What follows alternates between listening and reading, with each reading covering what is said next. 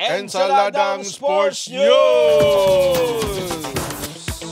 Sa kabila po ng pagkatalo laban sa Georgia, uusad pa rin ang Gilas Pilipinas sa semifinals ng FIBA Olympic Qualifying Tournament. Yehey! Nangyari po isa sa hinahangad na senaryo ng Pilipinas na panalo o pagkatalo na hindi na po hihigit sa 18 points sa kanilang laro laban po sa Georgia. Nagtapos po ang labanan 96-94 pabor ho sa Georgia. Nanalo po ang Georgia, natalo tayo. Pero ganun pa man. Tayo pa rin na panalo. Ay, tayo pa rin. Kasi 18 points eh. Oho. Ang laki nun. May tuturin na panalo pa rin tayo. Ha? Pero kayang-kaya ng Georgian gawin yun.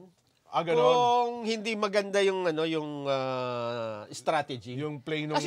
Kasi sa maraming pagkakataon, mga 20 points ang lamang nila dyan eh. Ganon. Paulit-ulit ha. Talagang hindi tayo makahabol. Hahabol na kaunti tapos dadagdagan na naman nila. So alam din nila dapat ang lamang nila hindi bababa ng 18 points. Kaya ganun sila maglaro. Kaya nga dinaganan ng si Kai Sotto eh. Gusto na talaga ilaglag tayo, no? Nung nakakahabol-habol tayo, dinaganan na si Kai Sotto.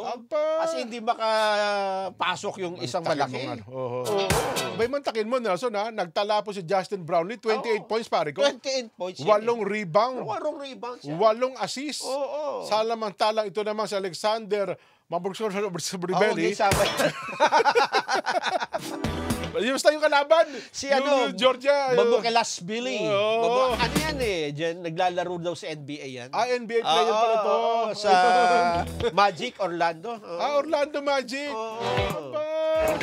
Una, pangalan pa lang, hirap ng banggitin. Yan Meron daw po itong 26 points eh. Ano nang pakialam namin dyan? Nagpasa mo na yan. Hindi mo makilala yung pangalan. Haba-haba. Si Mamo, yun. Ganon.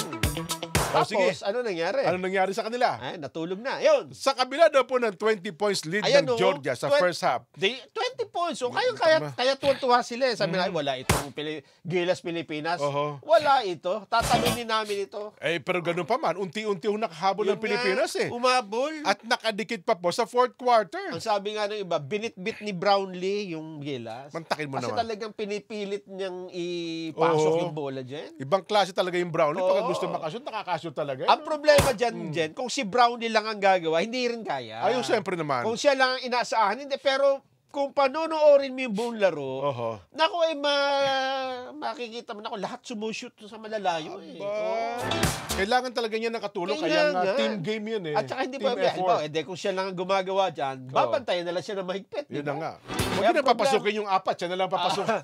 Ang problema, nung binabantayan na nila si Brownlee, nakakalusot naman yung maliliit. Nakakapasok hanggang sa loob-looban. Mantakin mo yung Dwight Ramos at yung CJ Perez eh. Oo, yung CJ Perez. Saka meron pa isang maliit. Makakala mo, mga imported din maglaro yan. Makakalaban si Chris Newsom. Yun, si Newsom. Brazil po, mga kalaban sa semifinals. Brazil, Brazil. Latvia at ang Cameroon naman ang magtutuo sa kanilang bracket. Ayun. At kung sino man ang mananalo dyan sa dalawang laro na yan, siya maghaharap sa finals.